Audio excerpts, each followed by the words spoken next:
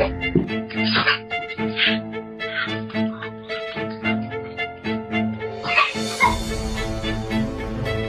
么啦？怎么来的？谁呀？谁呀？哎呀，谁呀？怎么来的？啊？怎么脸都红了，宝贝？快坐，坐儿子！哎呀，快坐，快坐，儿子，快坐！老公啊，老公啊！怎么回事？哎呀，打过来吧，你给我滚！哎呀，给我滚！哎呀，来，给我！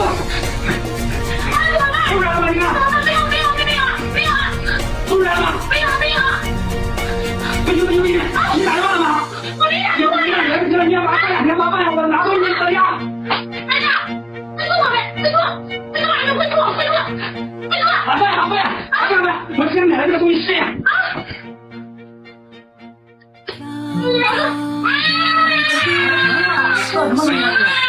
哎呀，你给我可别乱吃东西了。如果你也担心家里的孩子发生这种意外，真的有必要在家里配一个装置。